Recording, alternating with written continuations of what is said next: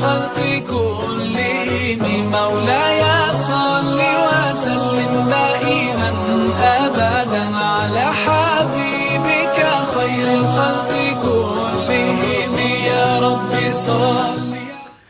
Assalamu alaikum wapendwa watazamaji wapenzi wa Ashkasis Television. Karibuni kufuata kipindi chetu cha Adhikra. Kama kawaida yetu tunakuwa kila siku ya vendredi au Ijumaa mida na saa hii kwa ajili ya kukumbushana mawili matatu katika dini, kwa sababu Mwenyezi Mungu Subhanahu wa Ta'ala anatuomba, anasema tukumbushane, hakika ukumbusho unawafaa wale wenye kukumbuka. Kwa hiyo mimi nafikiri tupo pamoja nanyi, ni kila kawaida tunaendelea kuwapeni dawa katika imani ili ipate kukuza imani yetu na kusaidia kuongeza matendo yetu yawe mazuri. Basi bila kusahau, kama kawaida yetu, tuko na shekhi wetu, imamu wetu Alhaji Abubakar ambaye tunamsalimu na kumkaribisha. Asalamu alaykum warahmatullahi wabarakatuh. Wa alaykum assalam warahmatullahi wabarakatuh. Na shekhi, mimi nadhania tuko mbele ya waumini, tuko mbele ya wa telespectateur wetu wanatufuata kila dakika, na wale ambao wanakuwa waaminifu wa kipindi hiki, wapenzi wa kipindi hiki ya Dhikra. Basi tunasema karibuni tena, na shekhi, nafasi ni kwako. Naam. Alhamdulillahi rabbil alamin. أحمده سبحانه وتعالى وأشكره على نعمه الجزيلة، وأصلي وأسلم على من سمي في السماء بأحمد وفي الدنيا بالقاسم صلى الله عليه وسلم وعلى آله وأصحابه ومن تبعهم بإحسان إلى يوم الدين. وبعد. Ndugu katika imani, tunamshukuru Allah subhanahu wa ta'ala na tunamtakia ziada rehma na amani kiongozi wetu, mtume wetu Muhammad sallallahu alayhi wasallam, ali zake mtume na sahaba zake na Uislamu wote ambao watakubali kufuata Uislamu mpaka siku ya mwisho. Ndugu zangu katika imani, leo ni tarehe 7 ya mwezi wa 8 mwaka 2020, le 7 août 2020, ambao ni sawa na tarehe 17 ya mwezi wa Dhulhijja mwaka 1441 Hijriya. Tumeshapita katika wakati wa al-ashru al-ayami min Dhulhijja, yale masiku 10 bora ya mwezi wa Dhulhijja ambao tulizungumzia sana kabla ya kuingia Dhulhijja, mwanzo wa yale masiku, katikati wa masiku, baada ya siku, kabla ya siku ya Arafa na kabla ya siku ya Eid, na baada ya hapo tulizungumzia sana kupitia television yetu ya Ashkasis, lakini pia kupitia group fulani za WhatsApp. Tulikuwa tukizungumzia jinsi gani ya watu kujikomporte au kuishi katika masiku 10 bora ya mwaka. Lakini masiku 10 bora ya mwaka yako tayari katika mgongo wetu, tumeshayapa mgongo, tumeshayapita, na leo tuko tarehe 17 ya mwezi wa Dhulhijja. Ndani ya siku 13 mwaka wa Kiislamu utaisha. Tutaanza mwaka mpya wa Kiislamu. Maudhui yetu ya leo au mada ya leo tutazungumzia kunako almudawamatu ala taa au mudawamatu ala taati. Muislamu kudumu katika kumtii Mwenyezi Mungu Subhanahu wa Ta'ala. Waislamu tunatakiwa tumtii Allah Subhanahu wa Ta'ala hata kama si katika zile nyakati hasa za kumtii Mwenyezi Mungu. Mfano, mwezi wa Ramadhani ni mwezi ambao Mwenyezi Mungu ameleta hasa kwa sababu ya ibada ya kufunga, na mtume anatuambia tuzidishe khair, na utakuta Waislamu wengi wanatenda mazuri na wanaacha madhambi katika mwezi wa Ramadhani. Ikiingia 6 Shawwal utakuta watu wanapopia kufunga 6 Shawwal. Ikiingia 10 Dhulhijja, masiku 10 ya mwanzo ya mwezi wa Dhulhijja, tuliona hapa kila mtu alikuwa katika ibada wa kufunga 9 jours yote waliifunga, wa kujitahidi kuswali waliswali. Lakini watu wengi inapopita nyakati nzuri kama zile, utakuta hawamtii tena Mwenyezi Mungu Subhanahu wa Ta'ala, wanamsaulika Mwenyezi Mungu na hawawezi kumtii au kufanya matendo mazuri mpaka tena pale utakapofikia huko wakati mwingine wa kufanya taa kwa Mwenyezi Mungu Subhanahu wa Ta'ala. Na ukifanya hivi Muislamu unakuwa kama vile Muislamu wa maperiod wa mamoma. Wakati Muislamu ni Muislamu, tu es musulman toute ta vie, huko katika soumission totale ya Allah Subhanahu wa Ta'ala, tout en évoquant l'unicité d'Allah Subhanahu wa Ta'ala. C'est-à-dire, vous devez vous soumettre devant votre Créateur pendant les mois sacrés et même pendant les mois qui ne sont pas sacrés. Vous devez toujours être sous la soumission à Allah en suivant les enseignements du Coran et la sunna du prophète Muhammadin sallallahu alayhi wa sallam. Tutazungumzia hapa leo kudumu stadid, ile continuité ya watu kuendelea kufanya mazuri hata baada ya nyakati zilizokuwa bora. Kuko khasais, mambo ambayo inahusiana na mtu kudumu. Ukidumu katika matendo mazuri, kama unajua kwamba annaha min sifati almu'minina aljadin, ni katika sifa za waumini ambao wenye kuwa ajad, watu wenye kuwa wako serious katika kumtii Allah Subhanahu wa Ta'ala, wako serious katika kumwabudu Mwenyezi Mungu Subhanahu wa Ta'ala. Mwenyezi Mungu anasema katika suratul Ma'arij aya 23, Allah anasema baada a'udhu billahi minash shaitanir rajim, bismillahir rahmanir rahim, Allah anasema alladhina hum ala salatihim daimun. Allah anasema Waumini wazuri ni wale ambao katika sala zao wanadumu. Awasali tu katika nyakati fulani kisha wanaacha sala, hapana. Wao wanadumu kila siku, yani daiman yusallun, wanadumu katika kusali kumwabudu Allah subhanahu wa ta'ala, iwe ni katika miezi mitukufu au isiwe miezi mitukufu. Donc si c'est pendant les mois sacrés et même pendant les mois qui ne sont pas sacrés, ils sont toujours à l'adoration d'Allah subhanahu wa ta'ala. Na Imam Saadi katika Taysir Karimur Rahman fi tafsiri Kalamul Mannan, Imam Saadi anasema katika tafsiri, anasema ay mudawimuna alaiha fi awqatiha bi shurutiha wa laysu kaman la yaf'aluha au yaf'alaha waqtan duna waqtin au yaf'alu ala wajhi naqisin. Falmudawamatu ala taa, kudumu katika taa ikiwa ni katika nyakati ambazo ni ibada, ni nyakati bora au isiwe nyakati bora. Utakuta Waislamu wazuri ni katika sifa zao kudumu katika kumwabudu Allah subhanahu wa ta'ala. Wako Waislamu leo alhamdulillah wanajitahidi katika swala, na wako Waislamu ambao ni wabaya zaidi, ambao sifa zao zinaharibika kwa sababu wanasali sana katika mwezi wa Ramadhani, wanasali sana katika nyakati zilizokuwa bora, mfano Dhulhijja. Zikiondoka zile nyakati nzuri, utamkuta Muislamu haswali tena, hamwabudu Mungu. Matendo ya khair, hata sadaka, wako Waislamu wanaotoa sadaka mwezi wa Ramadhani tu, wanasaidia watu mwezi wa Ramadhani tu, au katika asr Dhulhijja. Kuendelea kufanya mazuri, iwe katika Ramadhani au isiwe katika Ramadhani, tuendelee kumtii Allah subhanahu wa ta'ala. Hii ni katika sifa ya waumini. Waumini ni wale ambao wanaendelea kudumu na ibada mbele ya Allah subhanahu wa ta'ala. Lakini kama unajua pia kudumu katika ibada, hiya wasiyatullahi azza wa jalla li khairi khalqi wa humul anbiya, ni usia wa Mwenyezi Mungu kwa viumbe wake bora ambao ni mitume, salawatu rabbi wa salamu alayhim, rehma za Mwenyezi Mungu ziwe na amani. Haithu jaa fil Qur'an, jinsi ilivyokuja katika Qur'an, qawlu Isa, maneno ya Isa ibn Maryam, Allah subhanahu wa ta'ala aliposema Nabii Isa, wa awsani bis salati waz zakati ma dumtu hayya, Mwenyezi Mungu alinihusia swala na zaka wakati wote nitakuwa mzima, yani wakati wote wa maisha yangu Allah amenihusia niendelee kuswali na kutoa zaka. Wa qad amara Allah sayyidul bashar bidhalik, na Mwenyezi Mungu alimhusia Mtume Muhammad sallallahu alaihi wasallam kwa hilo swala. Fakala, Mwenyezi Mungu akamwambia, faqala, Allah aliposema, wa'budu rabbaka hatta ya'tiyaka al-yaqini, Muhammad, muabudu Mola wako mpaka jinsi kifo kitakavyokuwa kimekufikia. Na hii ni aya katika suratul Hajri, aya ya nambari 99. Na maana yake hatta ya'tiyaka al-yaqin, maana yake muabudu Mola wako mpaka kifo, hatta ya'tiyaka al-maut. Na hii ndio tafsiri ya Ibn Kathiri kama halivyopitia. Kwa hiyo utakuta kwamba kudumu katika kumtii Allah subhanahu wa ta'ala si kwa muda tu, bali ni katika wakati wote wa maisha yako. Tunaendelea ndugu zangu katika imani kwamba katika kumtii Allah subhanahu wa ta'ala pia wanatuambia na sifa nyingine ambayo hiya ahabbul a'malu ila Allah, ni matendo mazuri ambayo Mwenyezi Mungu anayapenda, kudumu katika ibada.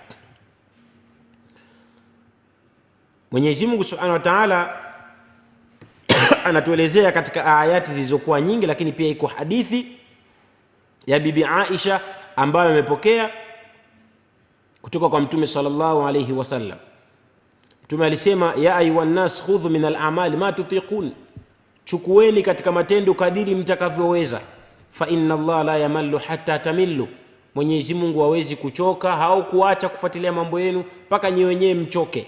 Kisha akasema, wa inna ahabba al-a'mali ila Allah madama wa in qalla, matendo mazuri kwa Mwenyezi Mungu anayopenda sana ni yale ambayo yanayodumu hata kama yatakuwa madogo.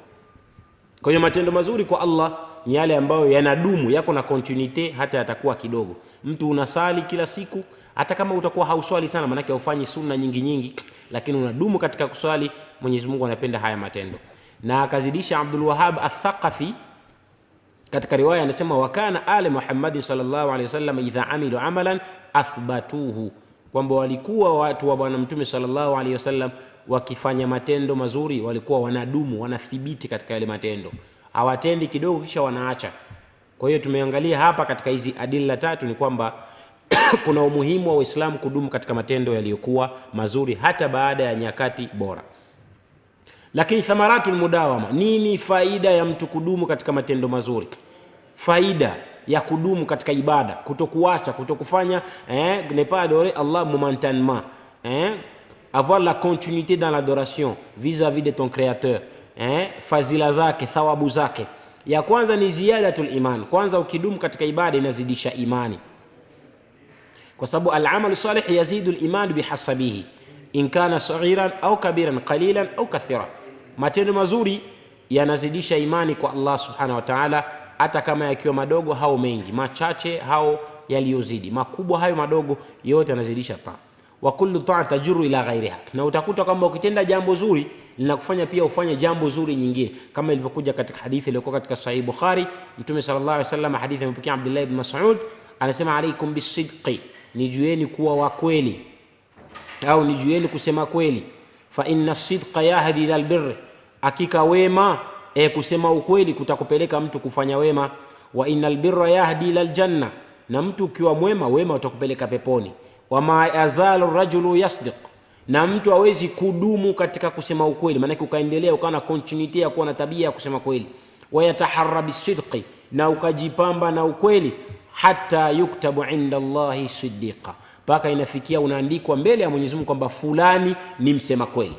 Kwa hiyo matendo mazuri ukidumu katika khairi itakupeleka kufanya khairi nyingine. Kisha Mtume akasema wa iyyakum wal kadhiba, mjiepushe na kusema uongo, fa innal kadhiba yahdi al fujuri, kusema uongo kuna kupelekea mtu kufanya madhambi. Wa innal fujura yahdi ila an-nar, na mtu kufanya madhambi kuna kumpelekea mtu aingie motoni. Wa ma yazalu rajulu yakdhib, na hawezi kubaki mtu anaendelea kusema uongo. Wa yataharra bil kidhbi, na akajipamba maisha yake ikawa ni kusema uongo, hatta yuktaba inda Allahi kadhaban, mpaka Mwenyezi Mungu uandikwa mbele ya Mwenyezi Mungu kwamba fulani ni msema uongo. Hadithi hii ni muttafaqun alayh, na ndio maana akasema wa yaqulu Shaddad amesema idha ra'aita ar-rajulu fi ta'ati llahi fa'lam anna indahu akhawatiha, ukimwona mtu anadumu anaendelea na resiste katika kumtii Allah, kaa unajua kama yuko na marafiki na entourage ambayo huwa inafanya mazuri. Wa idha ra'aita rajul fi ma'siyati llah, na ukimwona mtu katika madhambi anadumu katika madhambi, fa'lam anna indahu akhawatiha, kaa unajua kwamba yuko na rafiki zake, watu wake ambao huwa anafanya nao yale madhambi. Kwa hiyo ndugu zangu katika imani, faida ya kwanza ya kudumu katika kutenda mazuri, kufanya taa ya Mwenyezi Mungu, ni kuzidisha imani. Kwanza inaongeza imani. Jambo la pili, albu'du anil ghafla. Ukidumu katika kutenda matendo mazuri inakuepusha, inakutenga mbali na mtu kughafilika, kujisaulika, kutokufanya matendo mazuri. Wa dhamma Allahu al-ghafla wa ahliha, Mwenyezi Mungu ameisemea ubaya ile mtu kujisaulika katika kufanya mazuri, kughafilika. Allah amekusema vibaya. Wana an ittisafi biha, na Mungu ametukataza tusijisifie, tusijipambe kwa sifa ya kuacha mazuri, kughafilika, kutokufanya mambo mazuri. Waqala ta'ala, Mungu anasema wadhkur rabbaka fi nafsika tadarru'a wa khifatan wa duna al-jahri min al-qawli bil ghudwi wal asal wa la takum min al-ghafilin. Allah anasema kwamba mtaje Mola wako, muombe Mola wako katika nafsi yako kwa upole, kwa unyenyekevu, kwa sauti ya chini, bila kupayuka kwa sauti ya juu. Tena umtaje Mwenyezi Mungu asubuhi na jioni, na usiwe miongoni mwa watu wanaojisahau kuna kumsahau Allah subhanahu wa ta'ala. Hii ni katika suratul A'raf, na iko hadithi sahihi. Abdullah ibn Amr anasema na Abu Huraira kwamba walimsikia Mtume sallallahu alayhi wasallam akisema la yantahiyanna aqwamun an da'wihim aljumaat, na hawawezi watu kuendelea kuacha kusali sala za Ijumaa bila sababu, au la yahtamanna Allah ala qulubihim, Mwenyezi Mungu atapiga muhuri katika nyoyo zao, Allah atawapiga kashe katika nyoyo zao, wala yakununna minal ghafilin, na watakuwa miongoni mwa watu ambao walioghafilika.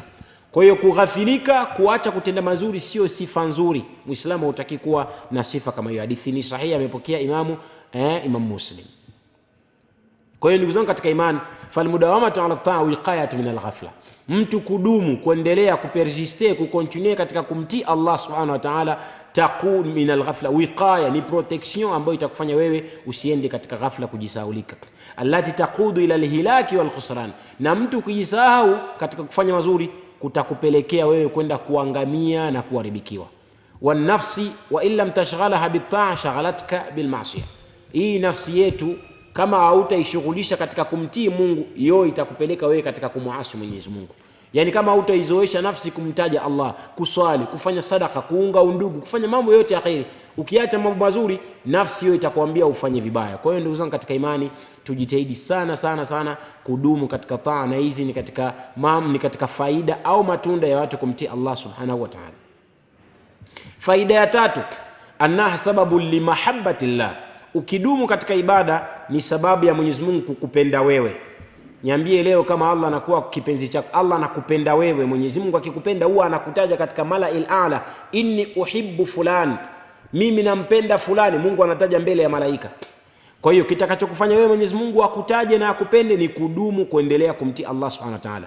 Walaqad qala Allah azza wa jalla fi hadith al-Qudus, Mungu amesema katika hadith al-Qudus, anasema Rabbul Izza, wala yazalu abdi yataqarrabu ilayya bin nawafil hatta ahibbahu fa idha hababtuhu kana basaru alladhi yabsuru bihi was-sam'u alladhi yasma'u bihi. Allah anasema kwamba hawezi kuacha mja akifanya matendo mazuri, akiendelea katika kutenda mazuri, hasa nawafil, ibada ambazo mimi simlazimishi, sio za faradhi, za sunna, anaendelea nazo, hata uhibbahu, mpaka mimi huwa nafikia nampenda mtu yule. Ndio Mungu anasema fa idha hababtuhu, pindi ninapompenda mtu yule na kuwa macho yangu ndio macho ambayo yeye atakayoona kwa ile macho, mkono wangu ndio ule ambao atakaogusa nao. Allah anasema manake Mungu atakupenda mpaka atakuwa ndani yako wewe. Ukiona unaona kwa jicho la Allah Subhanahu wa Ta'ala. Angalia sifa iliyokuwa kubwa ya mtu kudumu katika ibada. Kwa hiyo tusio Waislamu ambao wa misimu, tunamwabudu Allah mpaka tam fulani, mpaka Ramadhani, mpaka Dhulhijja, mpaka miezi mitukufu. Tuwe watu ambao tunamwabudu Allah kila siku, kwa sababu Rabbu shahr Dhulqa'da wa Ramadhan wa Dhulhijja fa huwa Rabbu sa'iri shuhur. Mungu wa Ramadhani, Mungu wa Dhulhijja wa Dhulqa'da ndio Mola wa miezi yote. Kwa hiyo tumwabudu Allah miezi yote. Sababu ya nne pia katika faida ya mtu kuendelea kudumu na kumtii, wanasema hii sababu linajatu fi shadaid. Mtu ukipata shida, tu es devant les épreuves, maexamen, mitihani mizito, ile lefeti ya wewe kuwa kila siku katika kumtii Allah Subhanahu wa Ta'ala itakuja kukuokoa na kukusaidia kesho. Lakini usio ukipata shida ndio unarudi kwa Mungu, parce qu'il y a des musulmans qui sont pareils. Akiwa na tatizo, vous le voyez à la mosquée, atakuja pale beaucoup de questions, Sheikh Imam, Sheikh unaona il y a des problèmes, mambo yendi kukazi ya sa, et dès que Allah a décanté situation yake, vous ne le verrez plus jamais mpaka pengine moja ya Ramadan. Ça c'est pas l'Islam. Na hii sio kumwabudu Allah Subhanahu wa Ta'ala. Tusio Waislamu wakati wa shida ndio tunamkimbilia Mungu. Tukiwa katika raha yetu, Mungu anatupatia maisha mazuri, atumkumbuki na atupendi kumtaja Allah Subhanahu wa Ta'ala. Tumtaje Mungu katika raha zetu, Mungu atatukumbuka katika shida zetu. Na hii angalia, Nabii Yunus alipotumwa katika tumbo la samaki, alipotupwa katika tumbo la samaki, Nabii Yunus, Allah anasema katika kumsifia katika habari zake, anasema falaula annahu kana minal musabbihin, kama asingekuwa Nabii Yunus ni katika watu ambao huwa kila siku wanadumu na kufanya dhikri, kumsabih Allah, huwa wanadumu wanakontinue na kufanya adhkar, kama asingekuwa parmi watu wa namna hili, Allah anasema la labitha fi batnihi ila yawmin yub'athun, angebakia katika tumbo la samaki mpaka siku ya kiyama. Allah anasema kama asingekuwa katika watu wenye kumdhikri Allah Subhanahu wa Ta'ala. Kwa hiyo wabidhiddiha tatabayanu al-ashya, maana yake ni kwamba kwa sababu ni miongoni mwa watu ambao walikuwa wanamsabi Allah, ndio maana tumemwokoa sisi. Fanabadhnahu bil arai wa huwa saqim.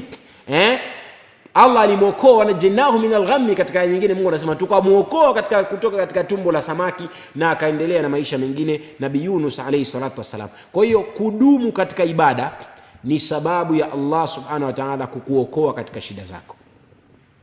Wal maana laula ma taqaddama lahu min al-amali fi ar-rakha'i, kama ikhtara Ibn Jarir at-Tabari anaeleza katika tafsiri yake kwamba hii inaonyesha kwamba lau kama asingekuwa katika watu wenye kumsabih Mwenyezi Mungu toka mwanzo katika wakati wao wa raha, Mungu asingemkumbuka katika shida yake. Kwa hiyo tuendelee, na hii ndio ilikuwa usia wa bwana Mtume Muhammad sallallahu alaihi wasallam. Siku moja mimbeba Ibn Abbas rahimahumullah radiyallahu anhuma, alimwambia, hadithi ni ndefu lakini mwisho nichukulie, akamwambia katika riwaya ya Imam Ahmad, anasema ihfadhillah amamak, ihfadhillah tajidu amamak, muhifadhi Mungu katika wakati wote utamkuta Mungu yuko mbele yako. Ta'arraf ila Allah fi ar-rakha'i ya'rifuka fi shidda, umtambue Mungu, umkumbuke Mungu katika wakati wa raha, wakati hauna matatizo, hauna problem, Mungu atakukumbuka wakati ule utakuwa na wewe na problem. Wa'lam anna ma akhtaka lam yakun liyusibaka, kama unajua kwamba kitu msiba au problem ambayo inakueshape iliyokukosa, Mungu akuandika ikupate, na ile ambayo inayokupata Mungu aliandika isikukose kwamba lazima itakupata. Kwa hiyo utakuta ni kwamba anamwambia tumkumbuke Allah katika raha zetu na Mungu atatukumbuka katika shida. Kwa hiyo almudawamatu fi taati, kudumu katika taa ni sababu ya Mwenyezi Mungu kutukumbuka katika shida zetu. Faida ya 5 ya kudumu katika taa ni athabatul ajru inda alajzi. Ni Mwenyezi Mungu anakuandikia thawabu ya yale matendo yako ulikuwa unaitenda wakati uko mzima, hata ukigonjwa, wakati hauwezi tena kutenda yale matendo, Allah anakuandikia thawabu sawa sawa kama uko mzima. Mfano, we kazi yako kila siku ni kusali, unamwabudu Allah salatul jamaa msikitini. Kwa hiyo hata ukigonjwa, siku uko mgonjwa, Mwenyezi Mungu anawaambia malaika wakaandikie malipo na thawabu. Hata kama unasali nyumbani, unaandikia thawabu za kusali msikitini, kwa sababu wewe kazi yako ni kudumu katika taa. Hadithi sahihi ya Abi Musa al-Ash'ari radhiyallahu anhu qala, anasema qala Rasulullah sallallahu alaihi wasallam, idha marida al-abdu au safara, anapokuwa mja anaumwa, yuko mgonjwa au anasafiri, kutiba lahu ma kana ya'mal muqiman sahiha, Mwenyezi Mungu anamwandikia thawabu ya ile matendo ambayo alikuwa anaitenda wakati yuko mzima au yuko kwake katika nyumba yake, tofauti na vile anavyokuwa katika safari, kwa sababu ukiwa katika safari unasali sala kwa kupunguza na kwa kukusanya. Sasa ile sala ya safari ile, kwa sababu wewe kazi yako ni kumwabudu Mungu vizuri vipasavyo jamaa, wakati ukiwa katika nyumba yako, wakati hauna katika safari, Mwenyezi Mungu anakuandikia thawabu zile zile hata kama utakuwa umesafiri. Kama uko mzima ulikuwa unamwabudu Allah, basi hata ukigonjwa Mungu anakuandikia thawabu zile zile za mtu kuwa ulivyokuwa unafanya ibada yako ukiwa mzima. Hii ni thawabu nyingi za kuonyesha jinsi gani kwamba tuendelee kutenda kudumu katika taa. Kwa hiyo hata siku tuko wagonjwa tutaendelea kupata thawabu zetu. Na hadithi nyingine ana Aisha radhiyallahu anha anna Rasulullah sallallahu alayhi wasallam qala, Aisha anapokea hadithi nyingine kwamba mtume amesema, ma min imri'in takunu lahu salatu bil-layl, anasema hakuna mtu yote ambaye huwa kawaida yake na kuaga kusali sala ya usiku, faghalabahu alaiha an-naum, kisha siku moja usingizi ukampitia, akajisahau kusimama siku hiyo, illa kataba Allahu lahu ajra salati, isipokuwa Mungu atamwandikia thawabu kama vile alisali usiku ile siku. Wa kana naumuhu sadaqatun alayhi, na usingizi Mungu anawaandikia kwamba ni sadaka juu yake. Angalia, mtu amelala akuswali, lakini recompense ya Allah, malipo ya Mungu kwa sababu ya wewe kudumu katika matendo mazuri, Allah anakuandikia thawabu. Au kusimama usiku, lakini unaandikiwa thawabu ya qiyamul layl, sawa sawa ulisimama usiku, kisha ule usingizi wako Mungu anaandika ni sadaka. Yote ni kwa sababu ya nini? Mtu kudumu katika khair. Fadhila ya 6 ya kudumu katika khairi, anna sababu limuhwi adh-dhunub, kudumu katika khairi ni sababu ya mtu kusamehewa au kufuta madhambi. Na iko hadithi Allah anasema aqimis salata katika Qur'ani, katika suratul Hud aya ya 114, Mwenyezi Mungu anasema aqimis salata tarafayn nahar wa zulafan minal layli innal hasanati yudhhibuna as-sayyi'at dhalika dhikra lidh-dhakirin. Allah anasema kwamba hakika matendo mazuri yanafuta matendo mabaya. Ukitenda mazuri huwa yanafuta matendo mabaya.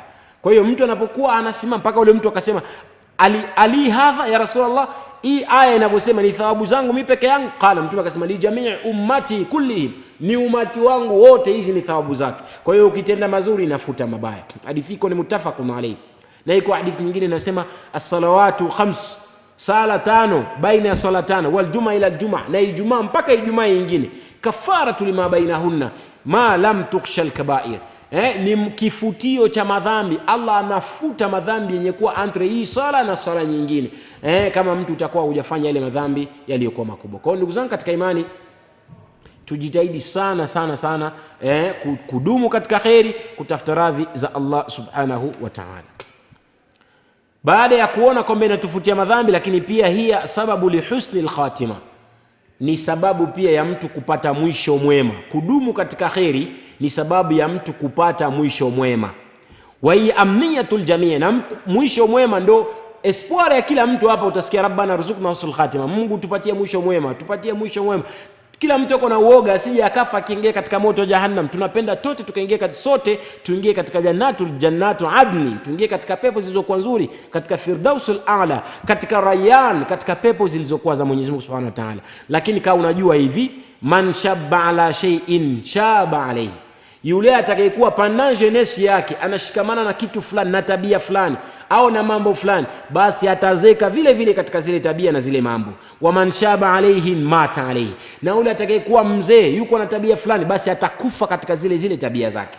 Kwa hiyo ukidumu katika kheri wakati wa ujana, basi hata ukiwa mzee pia utadumu katika kheri. Sikiliza Muislamu, tudumu katika kheri kwa sababu mwisho mwema utakuja vile vile. Na pia wanatuambia yule atakayekuwa mzee na tabia fulani, basi ndivyo kifo kitakavyomkuta vile vile katika tabia zake zilizokuwa njema. Kwa nini? Kwa sababu hakuna anayejua kesho, hakuna anayejua kifo kitakamkuta lini. Allah anasema inna Allah indahu ilmu saa, Mwenyezi Mungu ndio peke yake anajua kiyama kitakuwa lini. Wa yunazzilu al-ghaitha, na Allah ndio anajua kuteremsha mvua. Hii ni amri ya Allah peke yake. Wa ya'lam ma fil arhami, na Mungu ndio anajua vyenye kuwa katika tumbo za kina mama, ni Allah peke yake. Wa ma tadri nafsun madha taksibu ghada, na mtu hawezi kujua nini atapata siku ya kesho. Leo unaweza kuwa povre, kesho ukawa tajiri. Leo unaweza kuwa na $10, kesho ukawa na $1,000,000. Yote ni mipango ya Allah subhanahu wa ta'ala. Hakuna anayejua maisha ya kesho. Wama tadri nafsum bi ayi ardhin tamut, lakini kitu kinachotisha, kinachotuogopesha sisi wote ni mtu aujui ni sehemu gani, fasi gani, saa gani na siku gani nafsi yako itaondoka, utakufa. Ndugu yangu katika imani, hakuna anayejua. Hii ni amri ya Allah. Wa inna Allah alimun khabir, na Mungu ni mwenye kuwa mjuzi na mwenye kuwa na habari. Kwa hiyo kama unajua falmudawamatu ala taa, kudumu katika kumtii Allah subhanahu wa ta'ala, taqudu ila husnul khatima, inampelekea mtu kuwa katika mwisho uliokuwa mema. Lianna man mata ala shay'in bu'itha alayhi, na vile vile mtu ukifa katika tabia fulani nzuri, Allah atakufufua vile vile na matendo yako mazuri jinsi ulivyokuwa umekufa. Ukifa kwenye pombe utafufuliwa kwenye pombe, ukifa katika madhambi mengine utafufuliwa vile vile katika madhambi mengine. Lakini ukifa katika ibada, katika halakati za khairi, mambo ya ibada, kufunga, kufanya nini, vile vile utafufuliwa katika zile habari za khairi. Na mpaka utaambiwa ya ayuha nafsul mutma'inna irji'i ila rabbiki radiyatan mardiyya, nafsi ambayo umetulia katika mambo ya khairi, wewe ambaye kazi yako ilikuwa ni kumwabudu Allah, rudi kwa Mola wako wakati Mungu amekuridhia, ukiwa umeridhiwa na Allah subhanahu wa ta'ala. Na Allah atakwambia udkhuli jannati, ingia katika pepo yangu. Mungu anakuridhia. Kwa nini? Kwa sababu ulidumu katika khairi na ukafa katika mambo ya khairi. Ndugu zangu katika imani, hii ndio ilikuwa mada yetu ya leo, na haya ndio ilikuwa baadhi ya mambo muhimu ambayo tulipenda tukumbushe katika maudhui yetu ya leo katika siku yetu ya Ijumaa. Ni kwamba tumeonyesha khasais za watu kudumu katika khairi. Ukidumu katika khairi, kwanza, jambo la kwanza, kudumu katika khairi ni sifa ya waumini kama tulivyoelezea. Mu'min ni ule alladhina ala salatihim daimun, wanadumu, donc beko na persister, wanaendelea katika mambo ya khairi. Lakini jambo la pili, wa hiya wasiyatullahi azza wa jalla li khairi khalqi wa humul anbiya, kudumu katika khairi ndo tabia na ndo usia wa Mwenyezi Mungu kwa manabii wake wote. Hata Muhammad sallallahu alaihi wasallam, Mungu alimwambia wa'budu rabbaka hatta ya'tiyaka al-yaqin, muabudu Mola wako mpaka kifo. Usimwabudu Mungu momentan ma, hapana, muabudu Mola mpaka unalalia mkono, mpaka unakufa, ndio utaacha kumwabudu Allah subhanahu wa ta'ala. Na jambo la tatu, hiya ahabbul a'mal ila Allah, kudumu katika khairi ndio matendo ambayo Mungu anaipenda sana. Kwa hiyo tuendelee kudumu katika khairi. Baada ya hapo tukaangalia faida na thawabu za mtu kudumu katika khairi. Jambo la kwanza, inaongeza imani. Ukidumu katika khairi inaongeza imani. Jambo la pili, bu'du anil ghafla, inakuepusha na mtu kughafilika, kujisahaulika na kuacha mazuri. Jambo la tatu, ukiendelea kudumu katika khairi, anna sababu li mahabbati llahi azza wa jalla alayk, ni sababu ya mapenzi ya Mungu kukupenda wewe kwa sababu ya kudumu katika khairi. Jambo la nne, hiya sababu linajati fi shadaid, ukidumu katika khairi ni sababu ya Mungu akukumbuke wewe katika shida yako, kwa sababu wewe ulikuwa unamkumbuka Mungu wakati wa raha, au wakati wote unakuaga unamkumbuka Allah subhanahu wa ta'ala. Na jambo la tano, faida ya tano, ni thabatul ajri inda al-ajzi, Allah ataendelea kukulipa malipo yako vile vile hata ukiwa wakati ambao hauwezi kufanya mazuri kwa sababu ya incapacity. Mfano uko mgonjwa au uko katika safari, lakini kwa sababu kawaida yako inakuwa ni kumtii Allah, kuswali Ijumaa msikitini, kusali jamaa, kuhudhuria vikao vya khairi, hata ukisafiri, hata ukiwa mgonjwa, Mungu anakuandikia malipo yako vile vile ya matendo yako kama vile uko mzima. Na jambo la sita katika faida ya mtu kudumu katika khairi, anna sababun limuhwi dhunub, ni sababu ya mtu kufutiwa madhambi. Ukidumu katika khairi ni sababu ya mtu kufutiwa madhambi na Allah subhanahu wa ta'ala. Na jambo la saba, hiya sababu li husnul khatima, kudumu katika khairi, katika kumtii Allah ni sababu ya mtu kuruzukiwa na Allah, kupewa na Mungu mwisho utakaokuwa mwema. Unamaliza maisha yako wakati Mungu anaridhika na wewe. Hii ndio ilikuwa maudhui yetu ya leo. Nitarudisha insha Allah sauti kwa ndugu yangu mtangazaji Bwana Isa kujaribu kuangalia kama kutoka kuna maswali pembeni ya haya. Mimi naweka kwanza nukta hapa, narudisha sauti kwako insha Allah. Asante sana Sheikh Abubakari, tunashukuru sana na asa vile vile tumefaidika sana. Sasa kuna maswali kidogo ambayo ndugu zetu wanauliza ni kuhusu kuendelea na ibada no. Yani kuendelea kumtii Mwenyezi Mungu hata nyakati ambazo sizo. Ndiyo. Kuna mtu mmoja yeye ameuliza, je, inawezekana yeye apate malipo mfano wa mtu aliyefariki na ataendelea kupata malipo? Na kama yeye alikuwa mfano mtu alikuwa anafanya ibada fulani lakini baadaye akufikia kufanya zile ibada kwa sababu alikuwa amefariki, je, atapata malipo licha ya yale mambo matatu ambayo inakuaga mfano wa elimu nzuri, sadaka jaria na kuzaa mtoto mwema? Ndio, naam, shukrani. Kwamba swali kama nitakuwa nimeelewa vizuri ni kwamba je, mtu kama huwa anafanya kheri au kawaida yake ni kufanya mazuri, anapokuwa amekufa ni je thawabu zake zitaendelea kumfuata yale matendo ya kheri?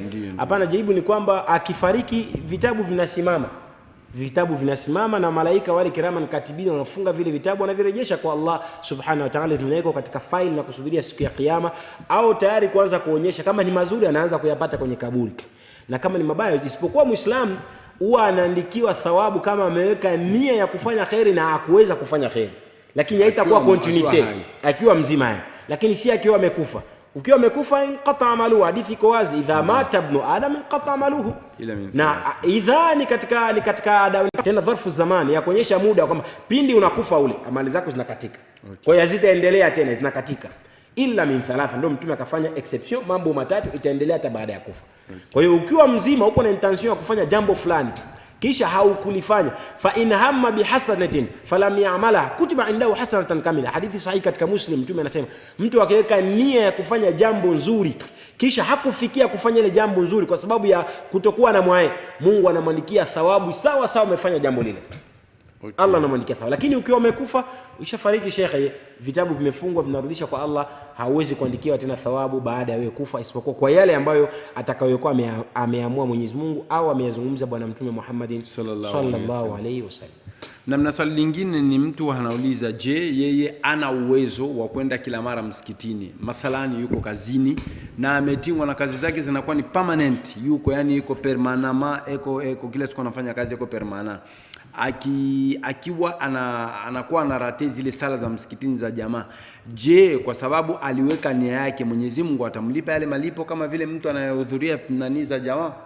Wallahu aalam, Mungu anavyojua, lakini hadithi zinavyokuwa zinaonyesha ni kwamba kudumu katika matendo mazuri, Allah subhanahu wa ta'ala ndipo atakapokuandikia malipo kama utakuwa unadumu, kama ilikuwa ni tabia yako. Okay. Lakini mtu ambaye si tabia yako kusali msikitini kisha baadaye ukapata kazi na ile kazi ikakuampeshe, kwanza iwe ni tabia yako kabla hujapata kazi. Okay. Tabia yako iwe ndio vilikuwa unaswali kila siku ni jamaa msikitini. Sasa kwa sababu umepata na ile kazi ndio inakufanya wewe unakuwa uko ampeshe. Na hata siku ambayo uko for example ya weekend ambayo hauna mkazi, uko jamaa msikitini, wewe utaandikiwa thawabu.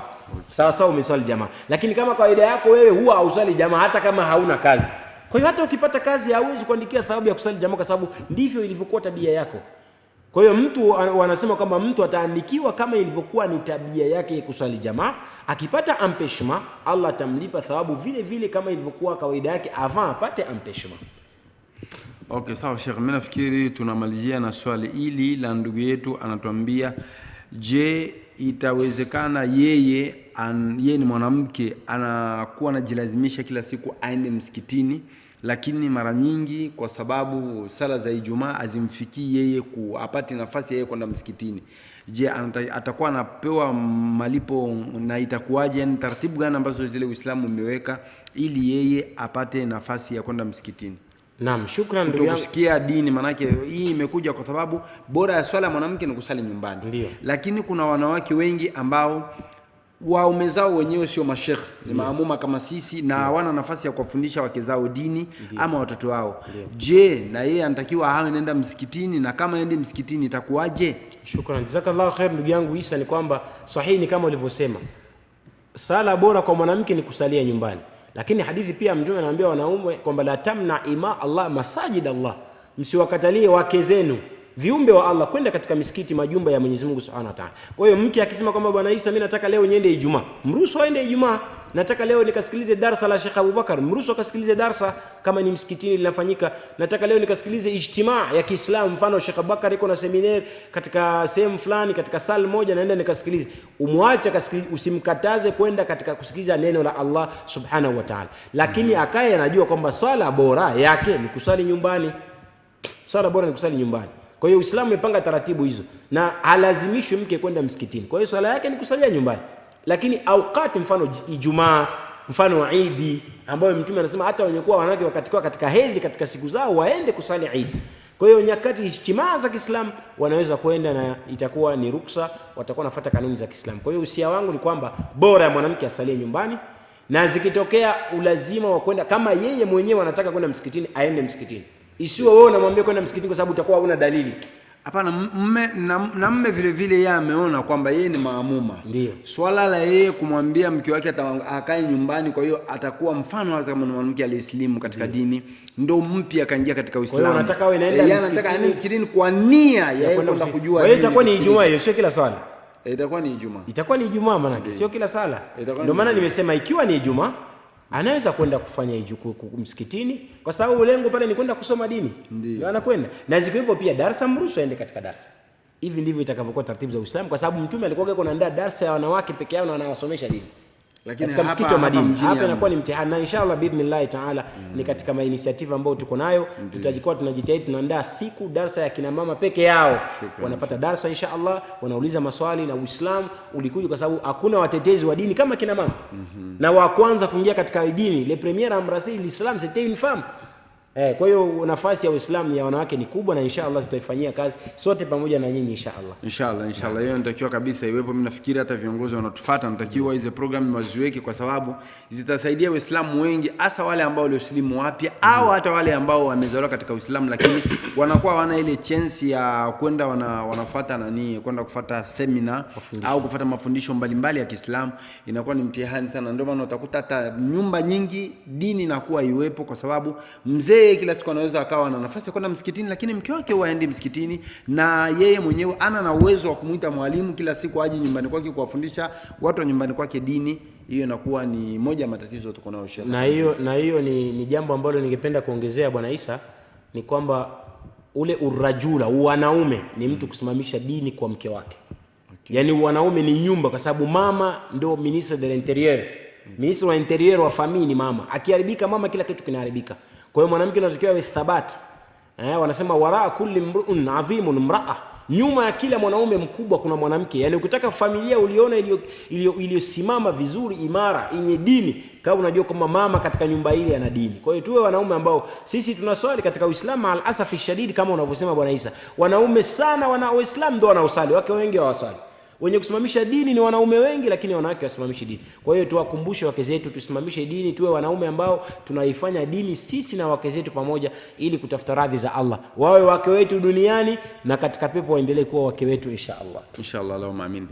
Naam Sheikh, mimi nadhania tuko kabisa mwisho wa kipindi chetu cha Dhikra, tukiwa leo siku ya Ijumaa. Basi tunashukuru sana kwako wewe kwa kutupatia nafasi nzuri ya sisi kusikiliza mafundisho ya Mwenyezi Mungu Subhanahu wa Ta'ala na kufuata mwenendo bora mtume wetu Muhammad sallallahu alaihi wasallam. Basi ni hapa kabisa tunakomea na tunasema tutakutana tena Ijumaa nyingine inshallah. Wa hadha, assalamu alaykum wa rahmatullahi wa barakatuh. Wa alaykum assalam wa rahmatullahi wa barakatuh.